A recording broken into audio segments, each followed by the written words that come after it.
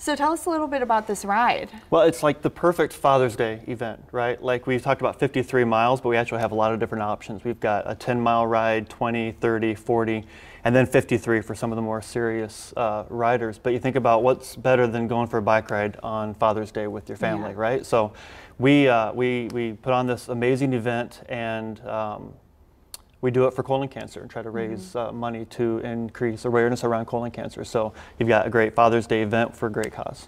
And I bet it's just beautiful along the trails and everything. It is. I used to do the ride. So I was diagnosed in May of 2012. And right away, if you think about the timing, my surgeon, when I was diagnosed, let me know. I'm a bike rider. I love to ride my bike. And she gave me a heads up that this event existed, and that's how I got involved. Was 3 weeks after I was diagnosed, I went out and did the bike ride.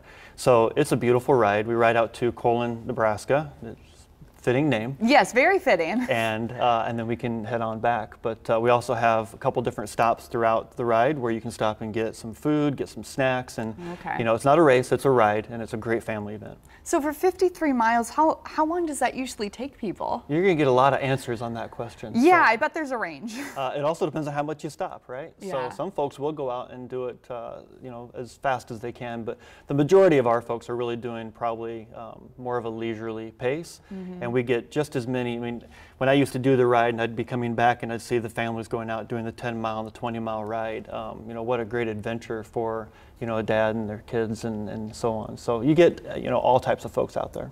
And part of the reason you guys are raising money is for education, educating people about colon cancer. What do you think are some of the misconceptions about colon cancer? I'm kind of a misconception with colon cancer. Really? So I was diagnosed before I hit 40 years old. Most folks don't even, you know, go in to get a colonoscopy till they're 50 years old.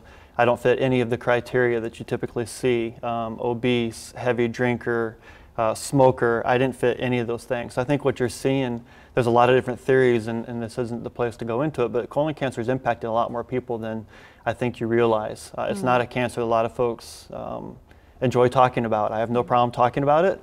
1 in 23 people will be impacted by colon cancer in their lives, and it is actually, depending upon what stat you look at, the 3rd deadliest cancer, but it's the most preventable. So those two things shouldn't go together. Wow. Now, the event is next weekend, correct? Yep, so Father's Day, June 16th. Father's Day, correct.